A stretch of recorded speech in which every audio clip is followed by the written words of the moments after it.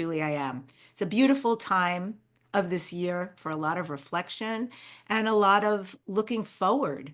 What is the ending of this year, the wrapping up, so to speak, of this year and all that has preceded it, even though it's all an illusion? What does it mean for us individually and collectively? And then going forward, what might we anticipate? How can we best prepare? Well, no better person to talk to than my guest today, Darryl ANNKA, who is here. You might know him as the man who channels Bashar.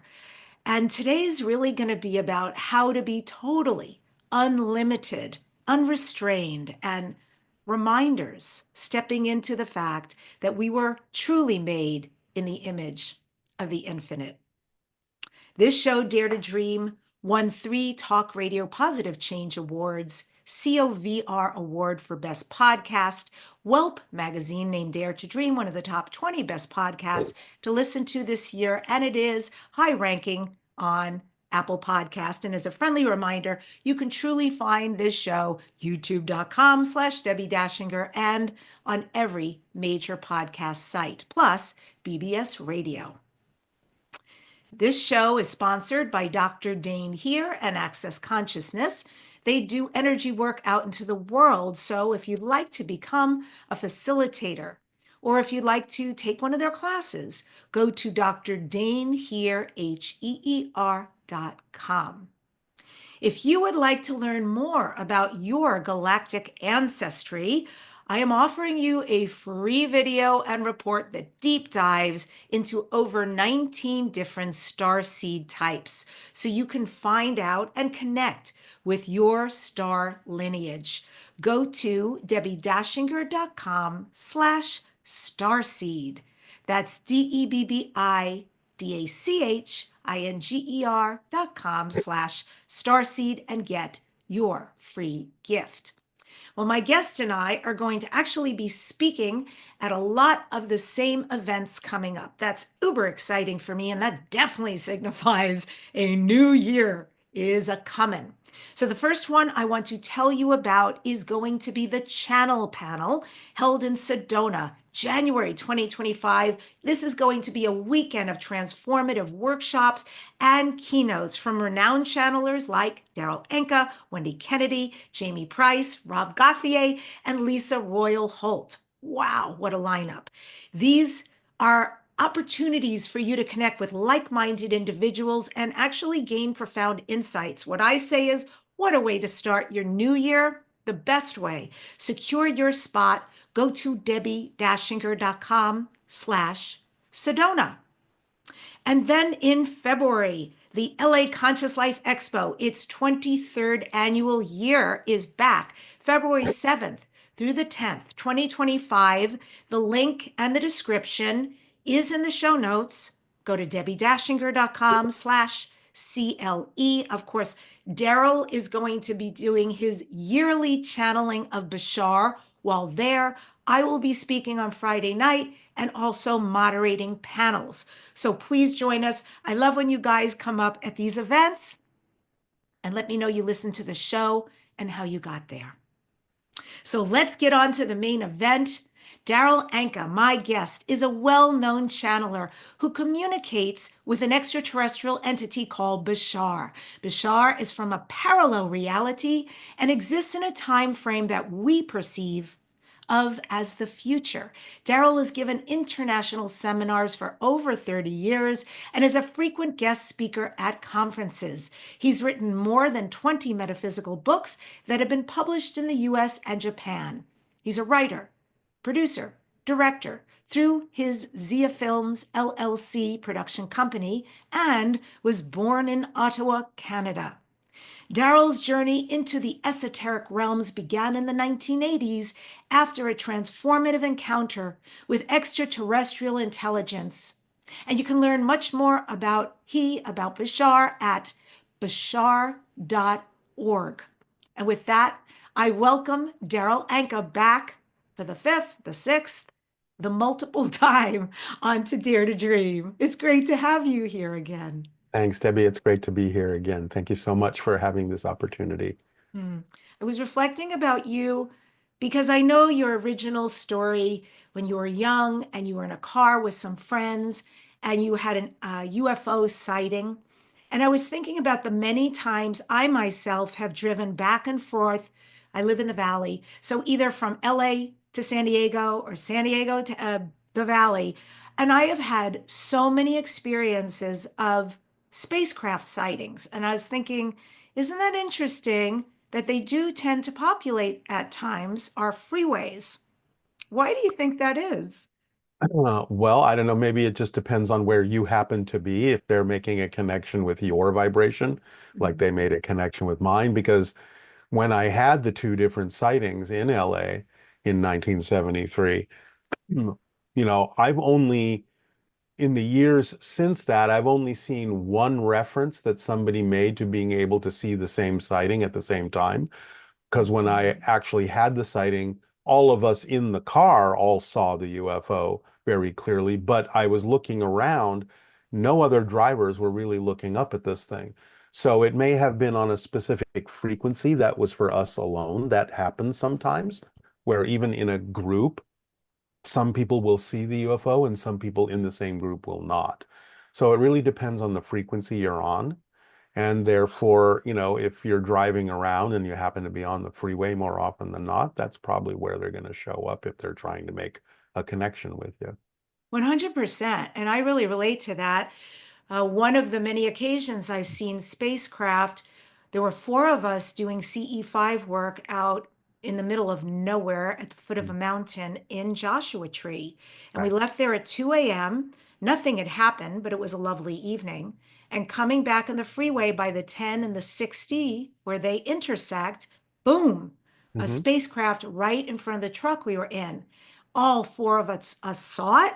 We as was safely, we could get off to the side and stop and get out and take a few pictures.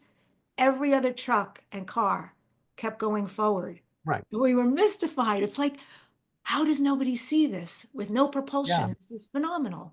Yeah. And that's interesting that you say that because the um the two sightings I had were both over the first one was over the intersection of two freeways. The second one was over the intersection of two major streets. Hmm. So maybe there's something about intersections that they're trying to get across to us too, how things cross or come together, those two pathways, um, those crossing points, that may have something to do with it. Yeah, beautiful. I'm going to pay attention for sure. I like that. And that's something I hadn't considered before. Yeah. Um, I want to talk a little bit about timelines. Hmm. I think when we first hear about timelines as 3D humans, it's like parallel realities, you know? But then the more we come to understand it and start to wrap our heads around it, it begins to make sense. And certainly the power of choice for Hmm. what timeline we're on makes sense. I would like to know if you know, let's say we're making new choices, powerful, positive choices. Hmm. If we do indeed shift our timeline, how do we know?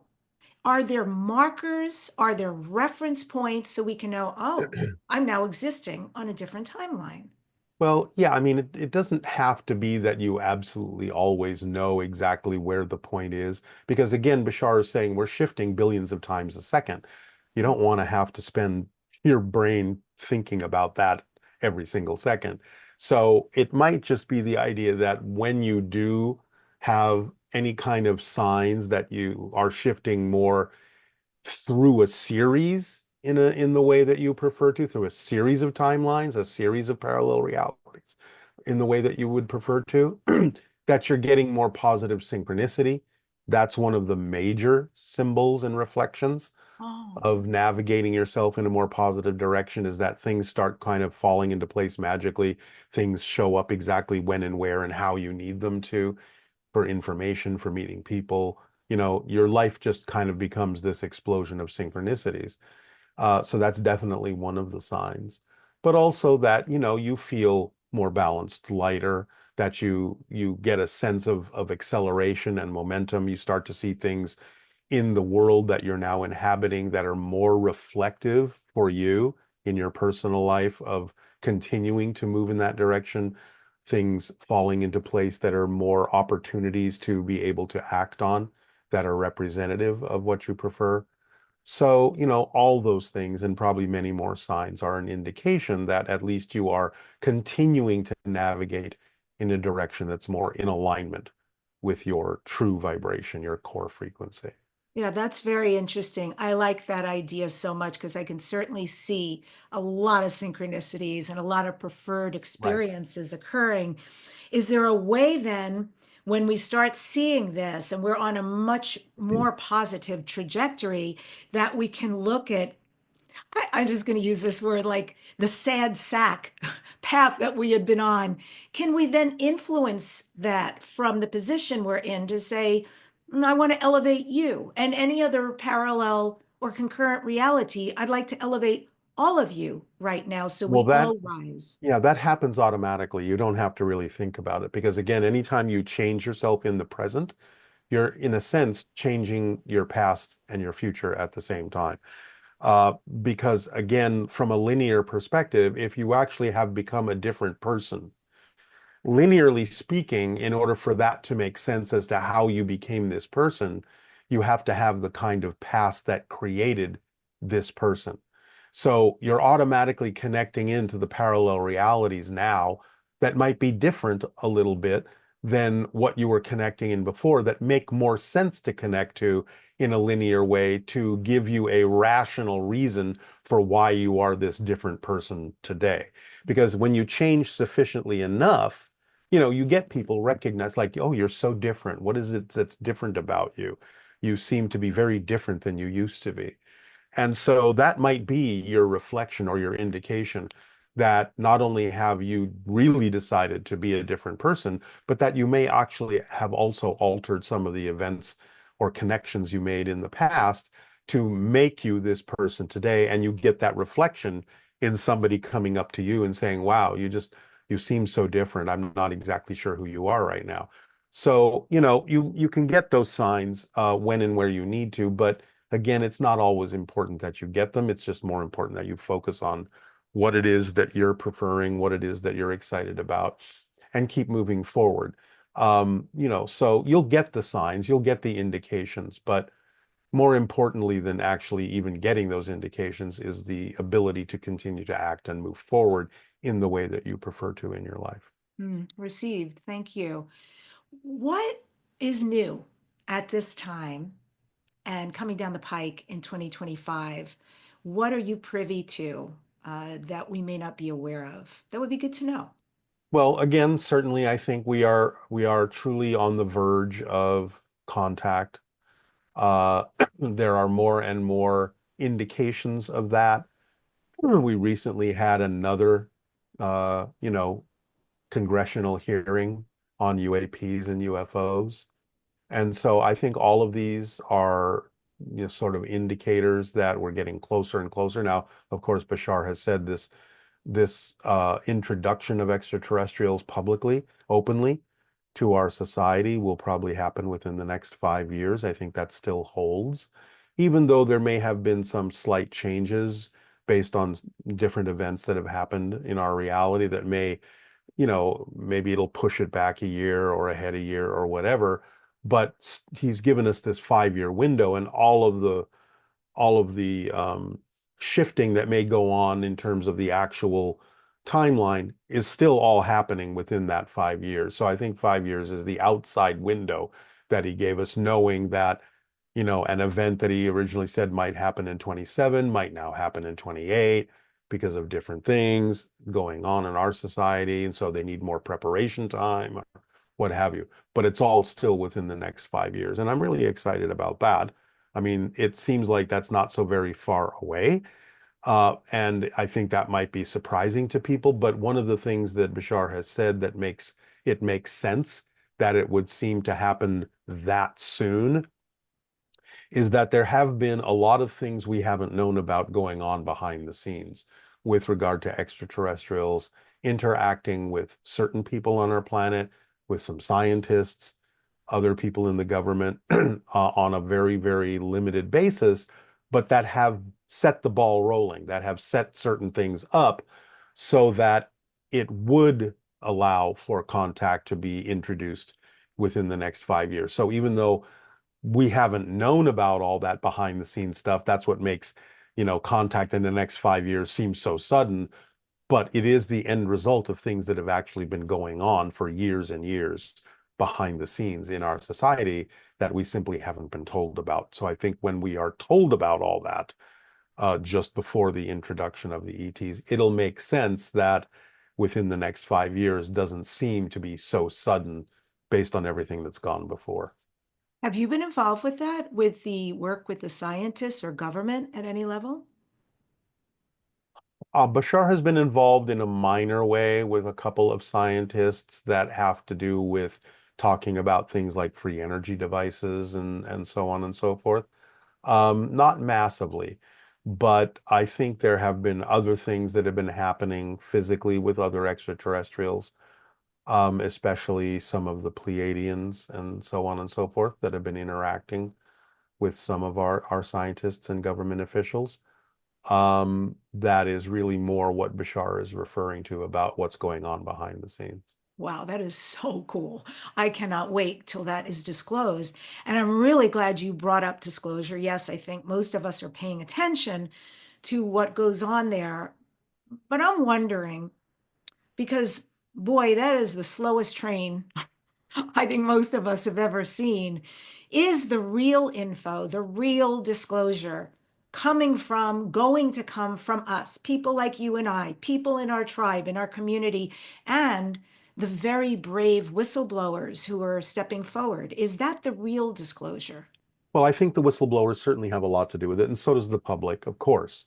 But I do think there will be official channels. And in fact, somebody even suggested the other day that maybe the congressional hearings that we're having now may actually be one of the forums in which disclosure may ultimately occur. I'm not saying that it will. I'm just saying that's a possibility.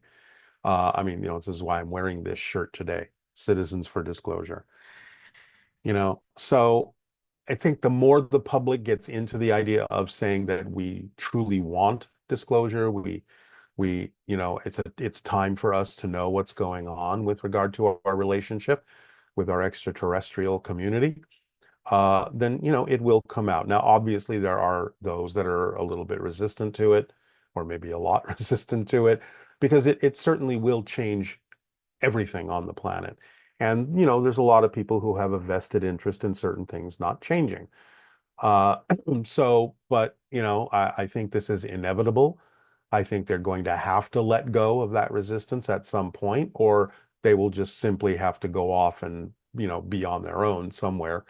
I'm not sure where that would be, in another parallel version of Earth, that will allow them to continue to live in whatever world they want to live in, while the rest of us who are open to contact will enjoy the benefits of having a connection to our galactic family, which I think would be extremely beneficial for people at large, regardless of what certain special interests might want. So I think, that time is coming to an end where all of those kinds of secrets and things simply no longer apply. It's important for the evolution of humanity to move forward at this time. It's been, as you say, long enough. But I think by the time it comes out, in a sense, the joke is it's kind of going to be the biggest secret that everyone already knows. That's great. It's so true. The biggest secret that's a non-secret that Yeah. everybody's already in on.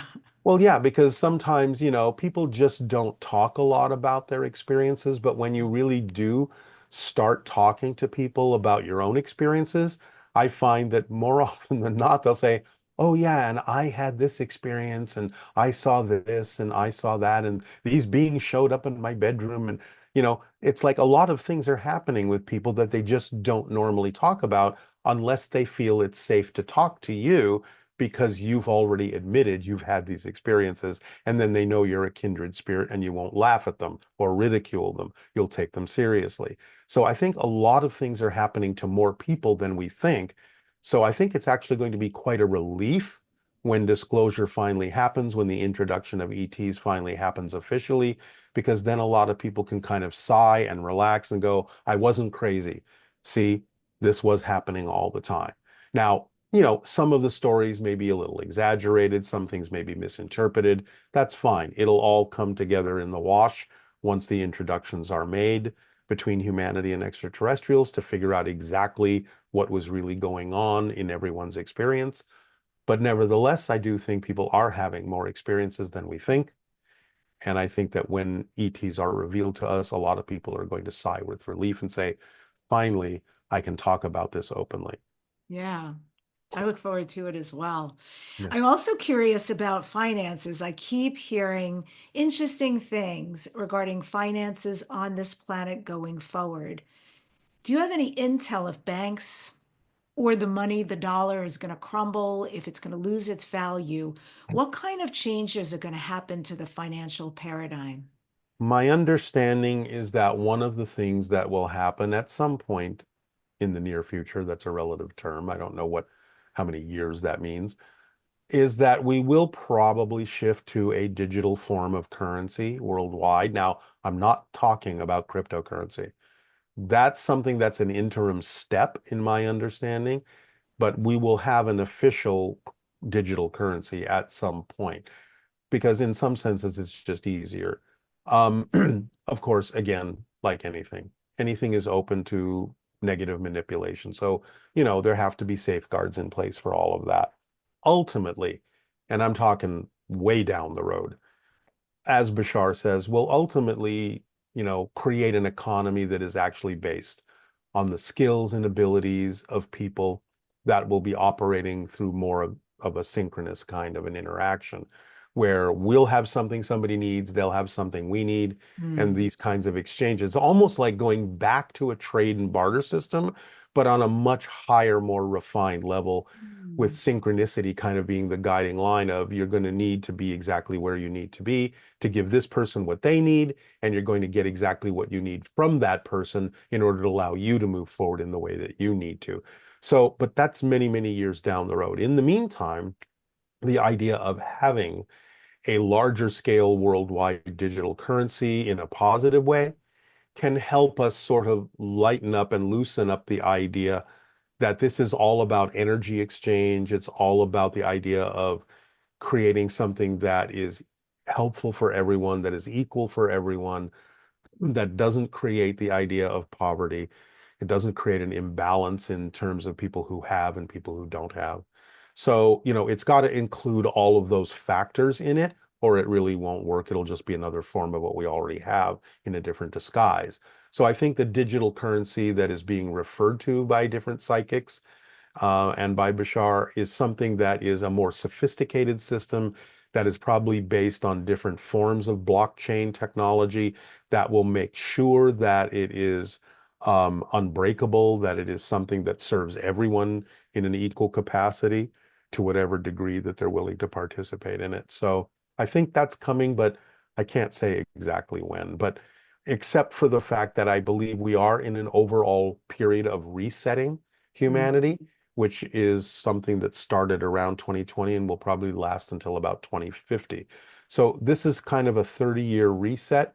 So somewhere in all of that window, I believe some of the things we're talking about today will occur and will start to shift, especially after 2030 or 2033. After the introduction of extraterrestrials publicly, they're going to help us with a lot of these concepts. One of the things that Bashar has said recently is, when we talk about the idea of open contact, a lot of people just kind of think, okay, well, there's the ETs and here we are, and we're still going to be running our planet in the same way, but we'll be interacting with ETs.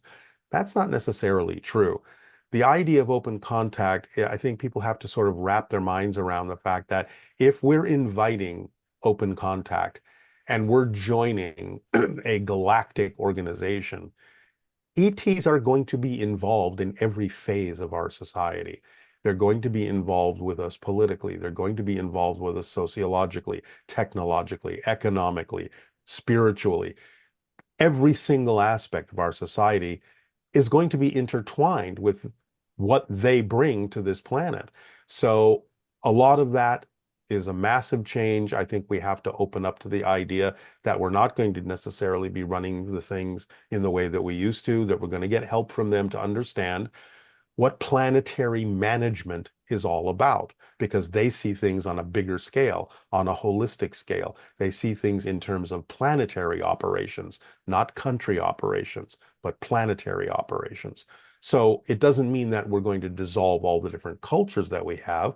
I think that those are valuable and valid expressions of the differences within all of us that are to be cherished.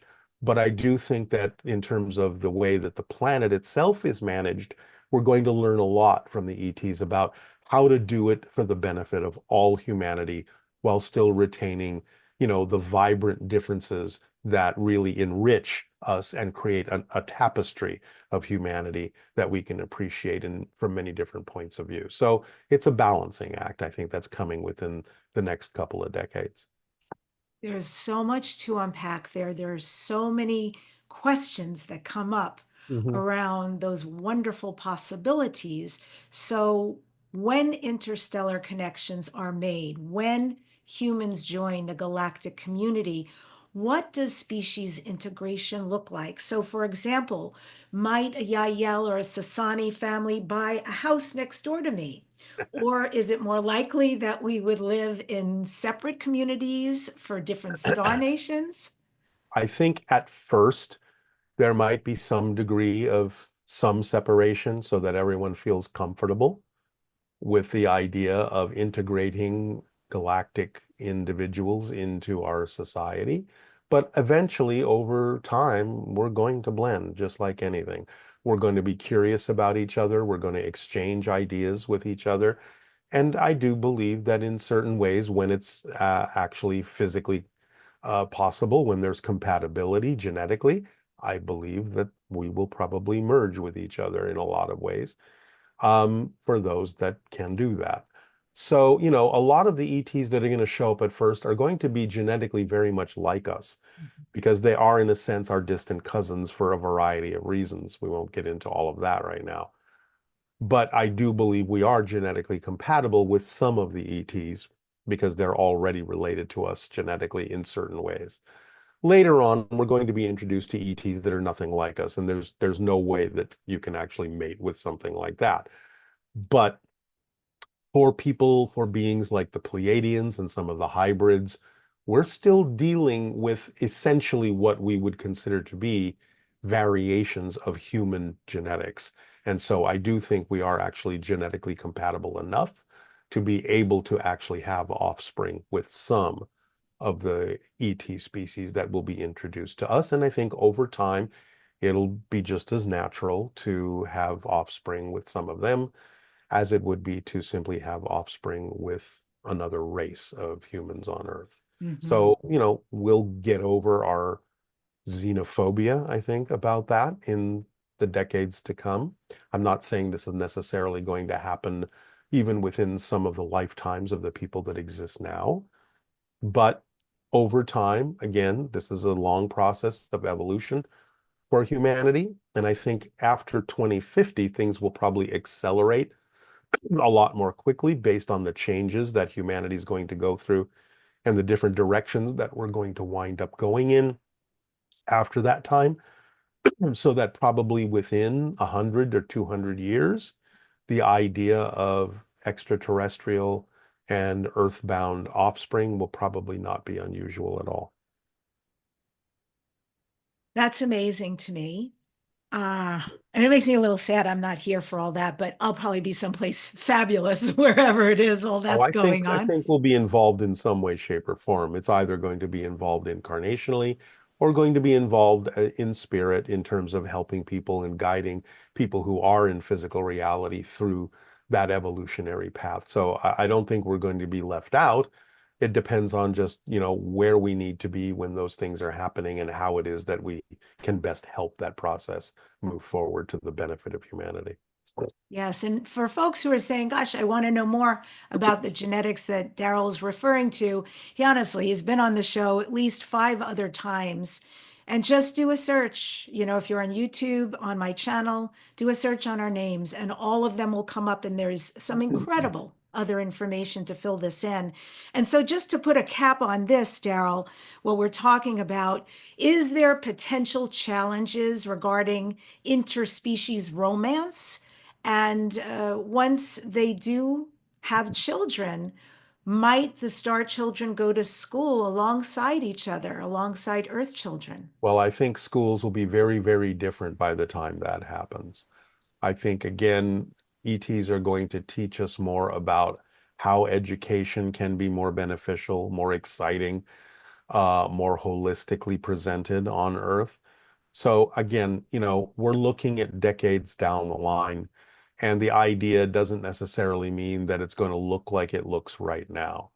It's probably going to be a little bit more like the more advanced schools, the experimental schools that we have where people are experiencing things in a different way. Some of these things might happen out in nature rather than in a classroom. So, and different kinds of structures may be created, different kinds of interactions may be created for children to interact with one another, both Earth human and extraterrestrial children. But the idea is, I do think that they will blend, and I do think they will be working together and teaching together and learning together. I just don't know if it will be in the kind of institutions that we have right now. I think those institutions will have to change drastically in order to accommodate everyone and give them the most beneficial way of actually absorbing information and being educated and moving forward to serve humanity in a beneficial way. So it may not really look like it looks now with ET sitting in a classroom in the same way we think of classrooms right now. Yeah, maybe more of a Montessori school for And galactic. some of those classes may take place aboard starships. Hmm. So we'll see. Hmm. I attend some of the online Bashar events, Mhm. and boy, occasionally there are moments that are just massive, massive for me to listen to, really eye-opening. And one of them, gosh, it was at least 6 months ago. And a woman, I was so grateful she asked this question of Bashar. And she said that she was confused about the Jewish people and the treatment. I'm someone who was born in this lifetime into the Jewish faith. And I have to admit that I too have wondered so much, like, what is the deal? I don't even understand it. And there was this incredible moment of Bashar answering her question and responding that the Jewish people, the lineage, are actually descendants of the Anunnaki. And Well, I everyone think that's everyone is. everyone. It's Oh, just that they may, along with other cultures, contain, excuse me, more of the genetic line, more of the DNA that goes back directly to the Anunnaki than some other cultures. Excuse me, I'm just getting over a cold, which is why this is happening. take your time. And so the association that Bashar was making was that because early humanity's relationship with the Anunnaki was one of subservience to them, that anytime we sense or intuit more of that genetic material in someone, it sort of triggers the idea that we're made to feel less than. And we react to that. We resent that. And we project onto them that they're trying to control us. So I think it's a very subliminal kind of limbic brain reaction to sensing more genetic material from those who we considered to be our oppressors in Mm. the ancient Anunnaki relationship, and projecting that onto people who still contain more of that bloodline, which was the reason that the Hebrews were isolated from the rest of society for 40 years in the desert, was to preserve that bloodline for a variety of reasons we won't go into now. But I think that because of that preservation and because of the sensing of more of the genetic material that goes back to the Anunnaki, who we considered to be our masters at the time, then we react as if they're trying to control us, even though that may not be anything that's actually happening. And so we have to get over that energetic dichotomy, that energetic relationship of assuming that because everyone does contain the Anunnaki genes, that's we're Homo sapiens. They created Homo sapiens. So out of the Homo erectus or whatever the naturally evolved hominid was. So anytime we feel maybe a higher percentage of that, we have to get into touch with the fact that we might be energetically reacting to that vibration and we might be reacting to it in a negative way. So Hmm. that's basically the way that Bashar explained that dynamic and why that happens. So it's a Or very deep so much persist. subconscious Yeah. trigger Yeah. that people aren't aware of, but Right. there's this whole playing out, this pattern that's been going on throughout history. And Right. I'm reflecting on this, and this could trigger people to hear, but I grew up hearing this. So I'm just wondering Mhm. as I hear you share this, because in the Jewish culture, they say we are the chosen people. Well, I'm not sure. that's what that means. They were chosen to preserve the bloodline.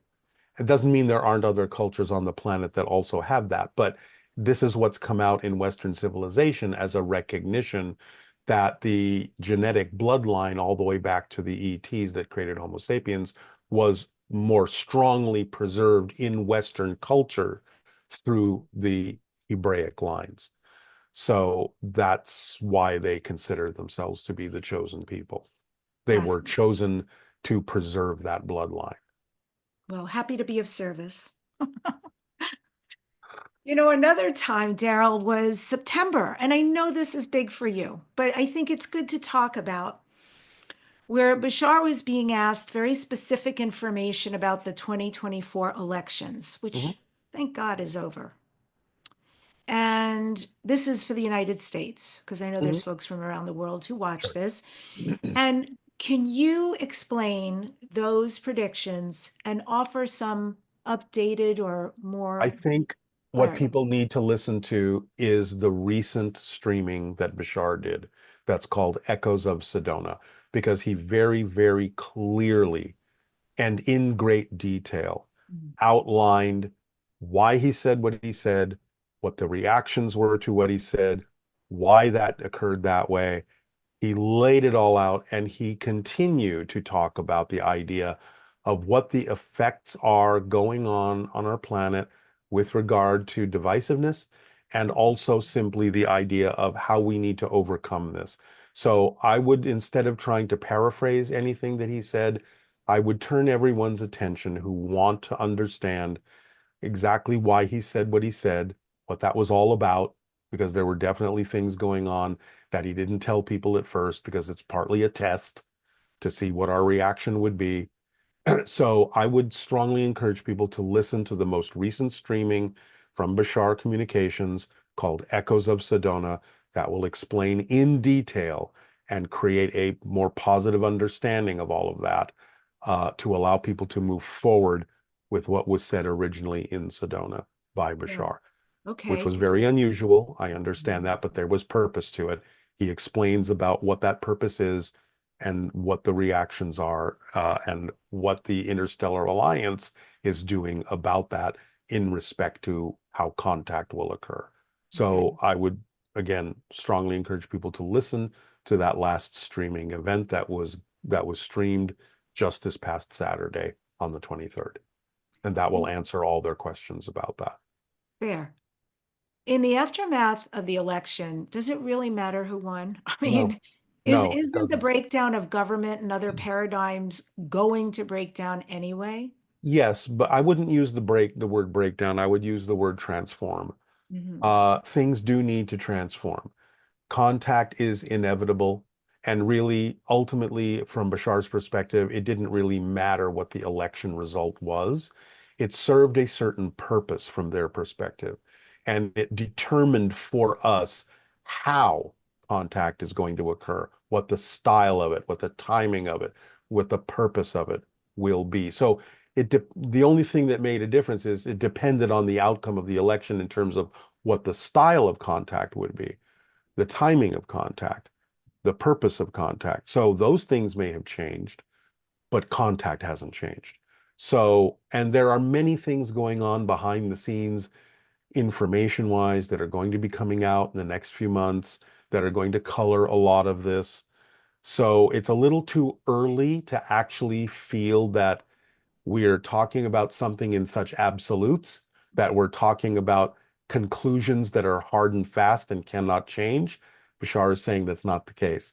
There are many, many things going on behind the scenes right now within what appears to be chaos.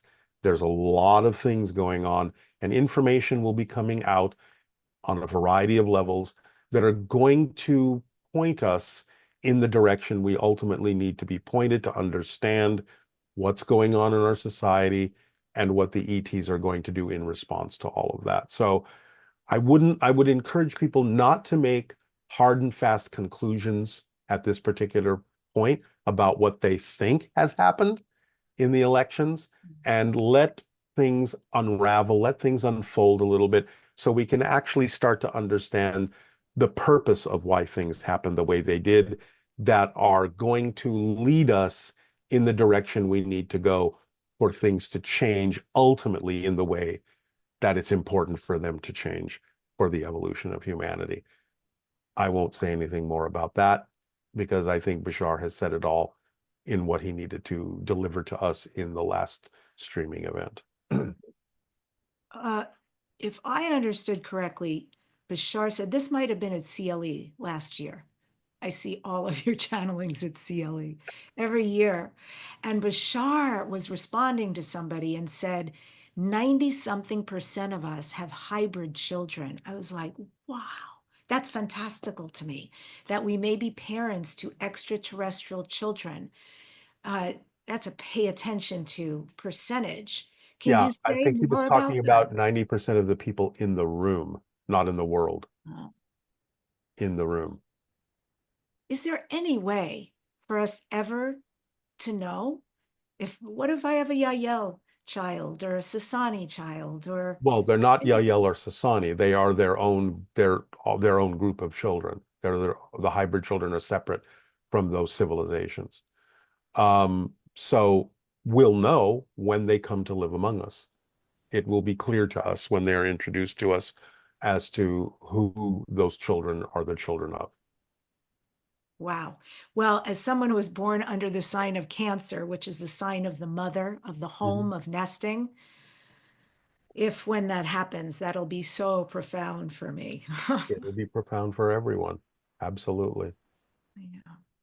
You have talked about, it's such a beautiful subject, our greatest power as Hmm. humans. And you've said it's the power to choose. Hmm. I'd like to expand on how we can utilize our power of choice. Well, again, it's about our free will. It's about following your passion. It's about being true to who you are, about being responsive to that inner core vibration and being able to tell the difference between what is truly representative of our passion and what might be anxiety disguised as excitement. The idea of the freedom to choose requires that we be very transparent within ourselves, to investigate ourselves and be honest in our self-assessment about why we believe what we believe. Is it because we fear something, or is it really actually because we are drawn to love something? So we have to be very clear within ourselves about who we are. This goes back, as Bashar often says, to the very ancient phrase, know thyself.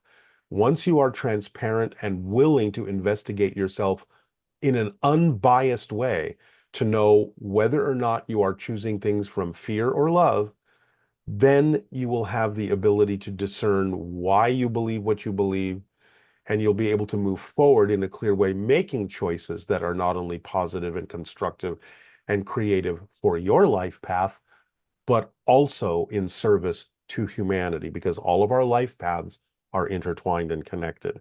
So being of service to humanity in some way, shape, or form that is representative of our passion is usually one of the strongest ways to choose to get to learn who we really are. This is why recently, I think one of the things that Bashar shared with us that is part of the Interstellar Alliance social experiment was a step where he said, look, if you're uncertain about what to do, Go and volunteer for something. Go and join an organization that helps people, that feeds people, that shelters people, that gives them more dignity, more ability to choose what they want in their lives.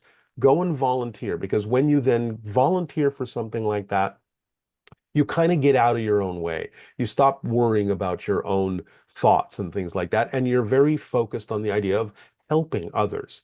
And that can actually put you in touch with what you're really passionate about. You may discover one of your passions by helping someone else, because it's all about service to humanity. When you serve the whole can serve you.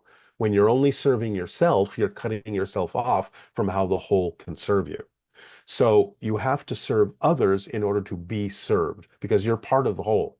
So following your passion, the freedom to choose to be who you truly are, a lot of times has to do with knowing yourself, and also just sort of getting out of your own way by being of service to others in a way that will allow you to experience that everything is connected, everything is synchronicity, and the orchestration that works best for you will start to reveal itself as you open up and relax and stop trying to control everything, but just let it come to you. Let your life unfold in a way that is magical, and in a way that is more representative of who we all truly are in our heart of hearts, in our souls.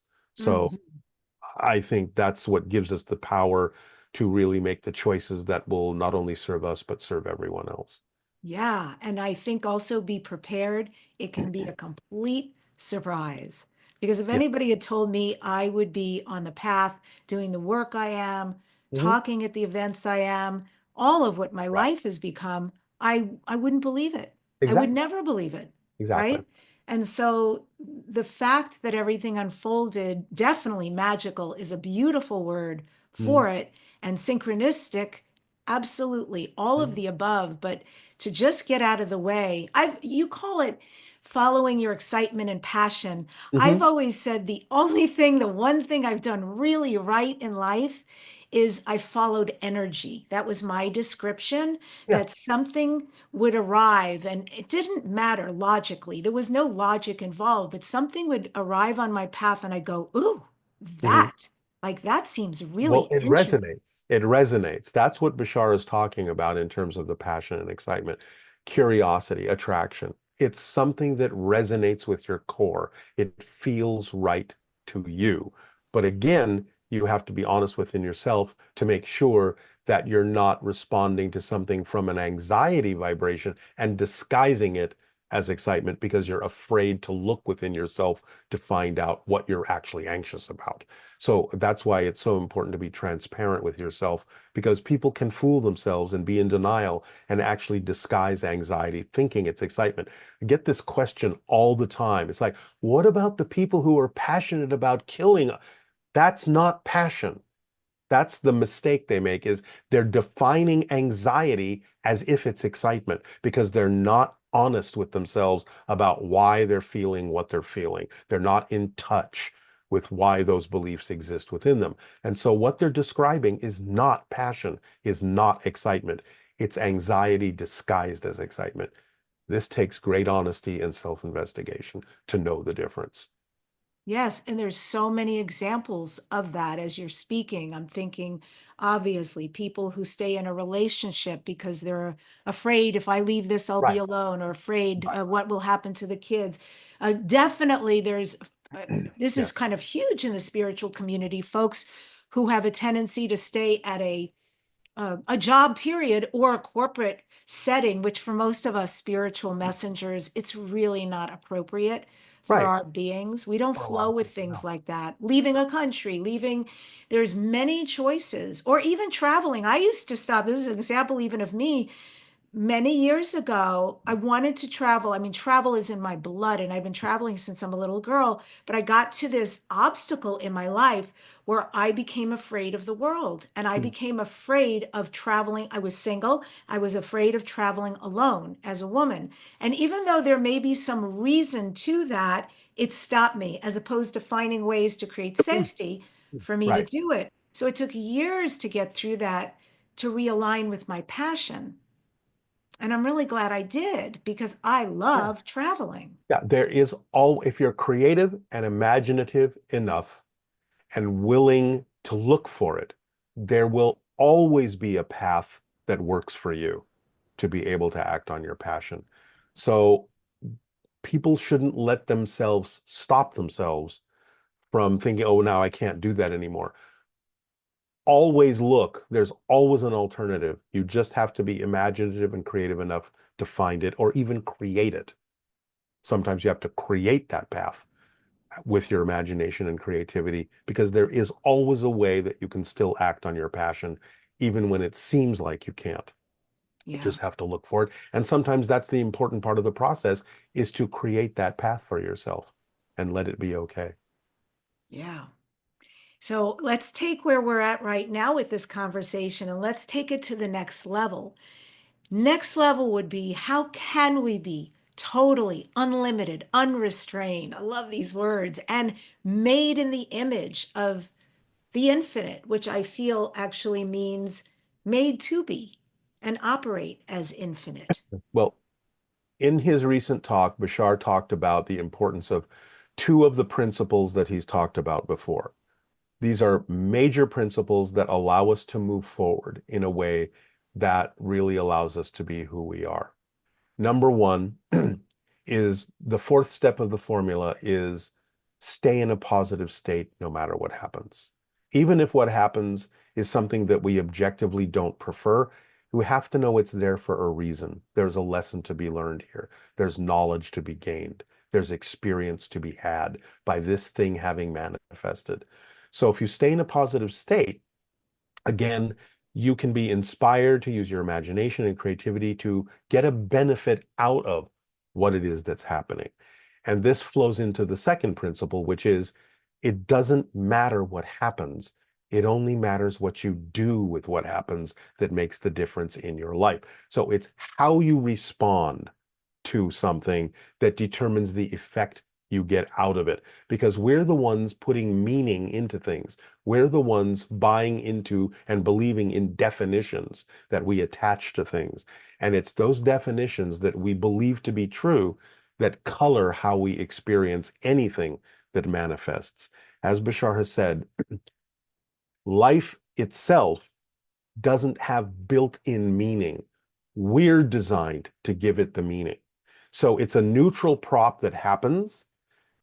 When we define it as negative, we experience it that way. Now, that doesn't mean you start calling negative things positive things. What I'm saying is when you define it for yourself as something happened, oh, this happened out of negativity because of something, this and that, you are setting yourself up to only experience that thing that happened in a negative way.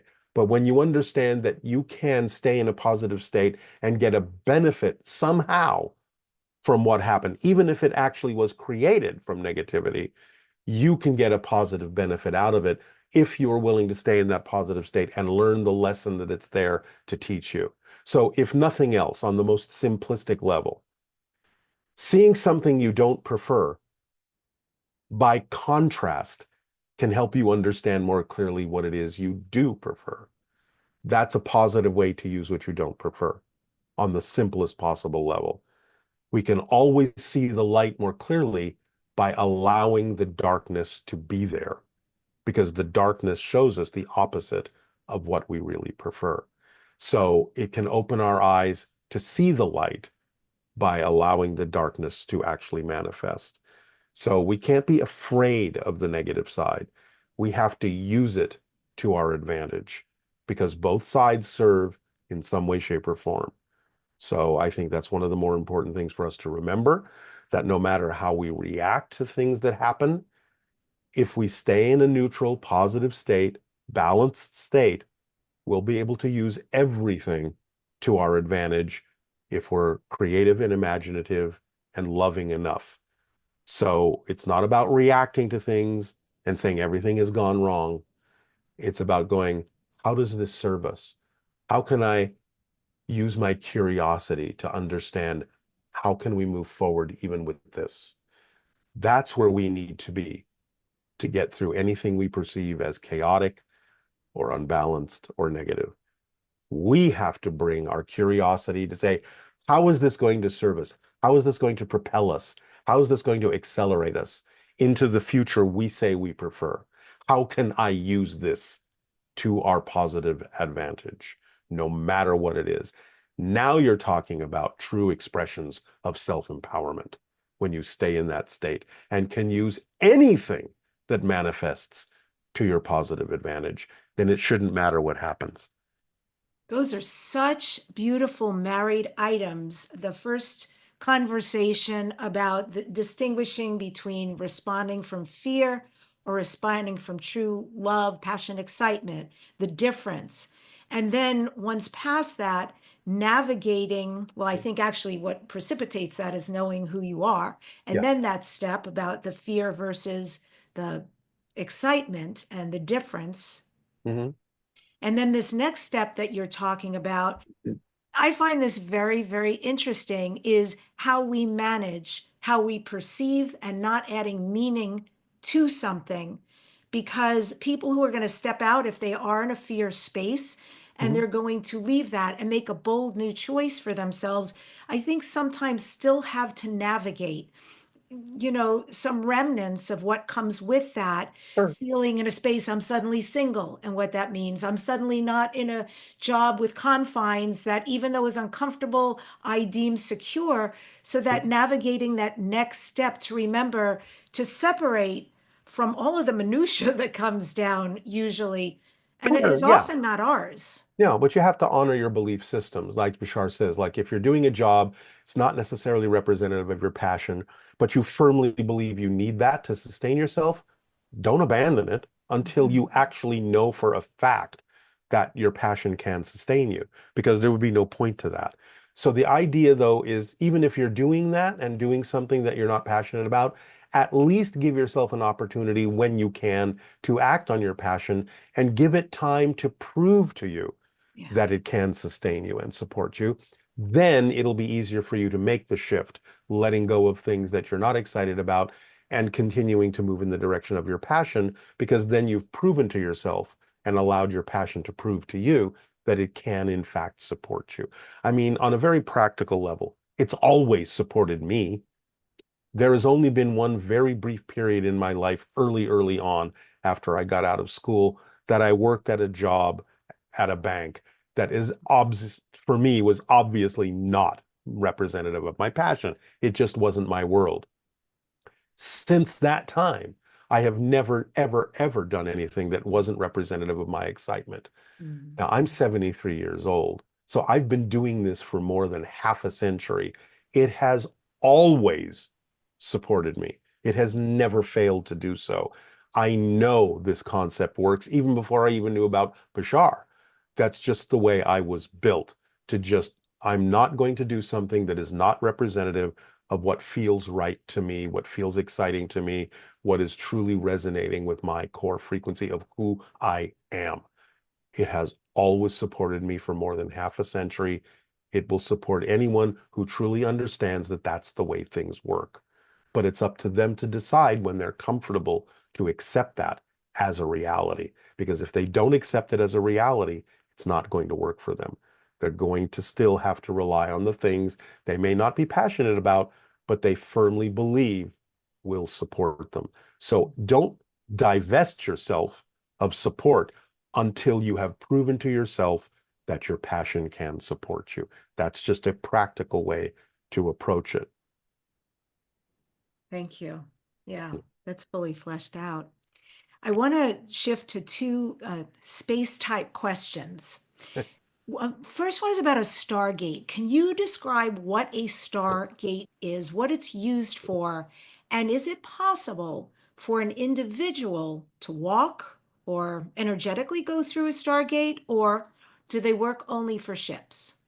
Stargates are electromagnetic portals. They can be passages to other dimensions, parallel realities.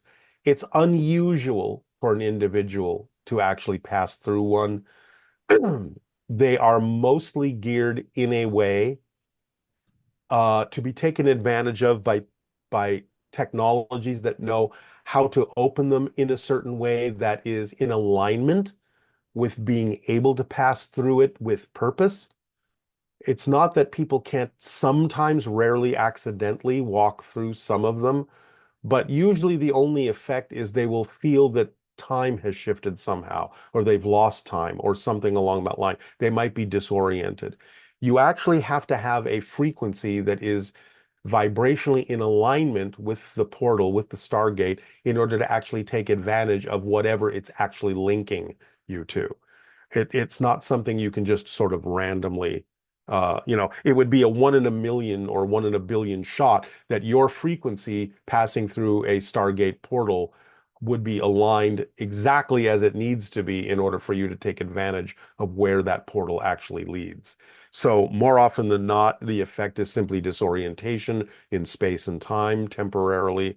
But those cultures that have learned how to deal with portals, they know how to align their frequency either technologically or biologically with the portal in such a way that they can actually take advantage of where the portal leads. Now, I think one example that we're beginning to learn how to do that is what's happening on Skinwalker Ranch, because there's definitely a powerful portal there. They're definitely investigating it. They have discovered something that I don't think they realize what they have yet, is that there's this frequency that they keep running into called 1.6 gigahertz.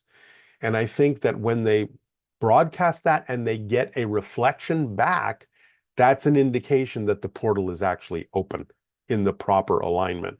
But I don't think they quite know that yet.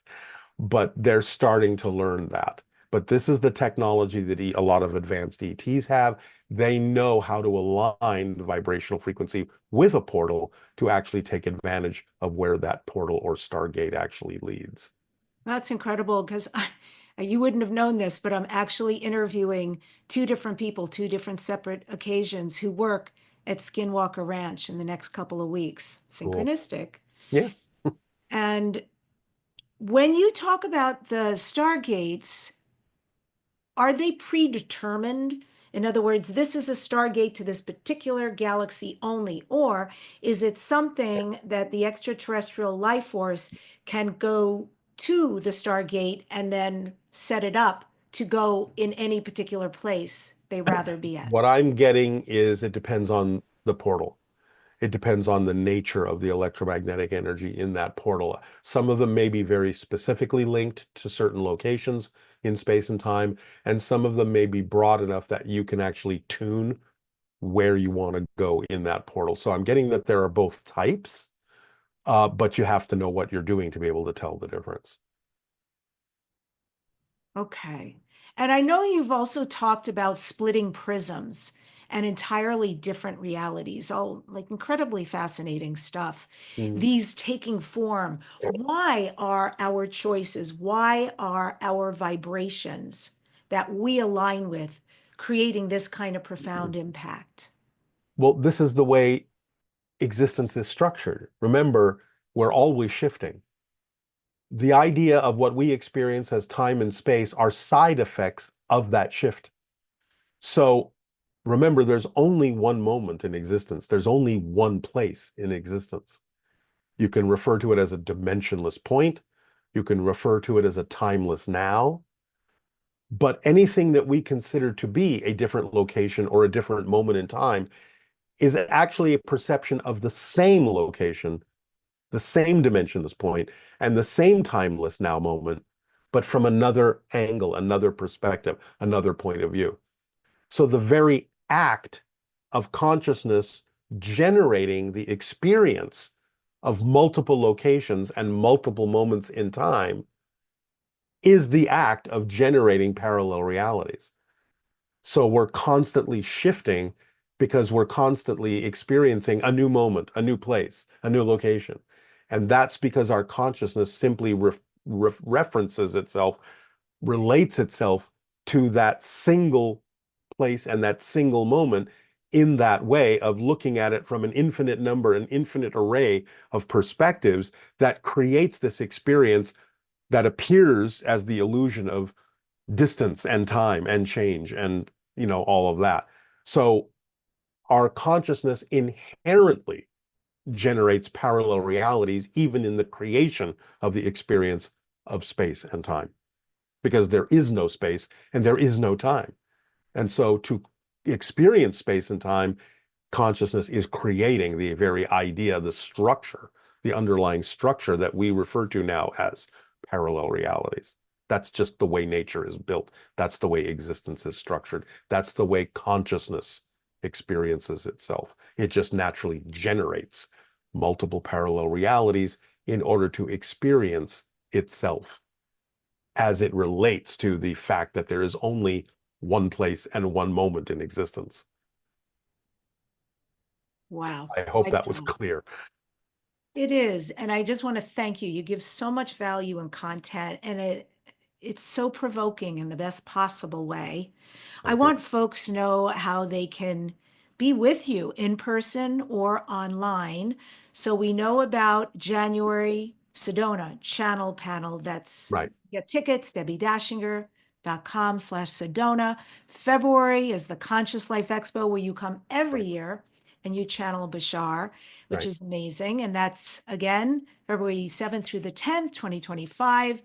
Go to DebbiDachinger.com/CLE. What else? I know you are busy these days. I'm watching. So tell us all the ways Yeah. we can find Well, you. anytime they want to join the monthly Zoom sessions that we do with Bashar, that is to go to bashar.org, bashar.org. The list of events will be there. They can also access any of the recordings that have already been done. If they want to know more about what I'm doing personally, they can go to darrylanka.com, darrylanka.com, to look at books that I've written. And if they want to come to LA and play an escape room, they can go to boggledescaperooms.com, which I own with my wife, Erica. So BOGGLED, boggledescaperooms.com. And this is what keeps me busy right now. And I went to Boggled with my partner and another couple, and we were definitely boggled, by the way. It's pretty genius what Darryl and Erica have created. It's fun, it's challenging, it's artistically off the wall. The thought that they put into creating this from start to finish. So go have some fun, bring friends, bring family, and they're just have rolled out a new one. So now there's 2 rooms, and hopefully this year a third one. So there's lots to keep you coming back and enjoying that. And Darryl, usually here I would say, what do you next dare to dream? But because we are upon the holiday season, Mhm. and I just want to take a moment to ask a different question. Sure. What are you, Darryl, grateful for? What fills you with gratitude right now? I am very, very grateful when people come back to me and they say that Bashar's information has really made a difference in their life in a positive way. It's very gratifying. I really deeply appreciate that. And I appreciate the idea that the information that comes through me from Bashar really does help people. It makes such a difference in the world for me. I am very, very gratified that it makes a difference for other people as well. So that's what I'm grateful for, because I think it's changing the way the world works in my experience. And it's more like the world where I feel like it's home to me. So I want to thank everyone profoundly, deeply, with great appreciation for being willing to be open to change your lives in ways that are more positive and constructive. It makes a big difference for everyone to be a living example of what others can achieve as well. So I'm very grateful for that. And I'm grateful for you and shows like this so that we can share these ideas with people. Up to them whether they take it or not, but I'm grateful that these outlets exist. So thank you for the work that you're doing too. Show us your beautiful t-shirt one more time, please. I rather love that. Citizens for Disclosure. Yes, Perfect. get the information out there. And Darryl, I also am so grateful. I'm so grateful that, especially when you gave us this timeline of having once very early on worked at a bank, but other than that, you have followed your passion. Thank you for following your path. Thank you for where your path has led you. Thank you for the beautiful, selfless work that you do in the world. And really, thank you for being you. Thank you to you and Bashar for everything you give to us. I am so touched by both of you and being a part of your world. I appreciate that. Thank you very much. You too. I end today's show with this quote from Darryl ANNKA. The energy you give off, based on your beliefs, your emotions, your behavior, the vibrational frequency you give off is what determines the kind of reality experience you have. Because physical reality doesn't exist except as a reflection of what you most strongly believe is true for you. That is all that physical reality is. It is literally like a mirror. Subscribe to this #1 transformation conversation. Dare to dream, leave a comment. We read them all. And in the next weeks through the end of the year on the show, we've got some great guests lined up. So you're going to want to subscribe to know when these roll out. Suzanne Giesman will be here, Teal Swan, Rebecca Dawson, Thomas Winterton, Marie Diamond, and Barbara Lamb. Thanks for joining us today. I am truly, truly grateful for all of you and for this amazing journey.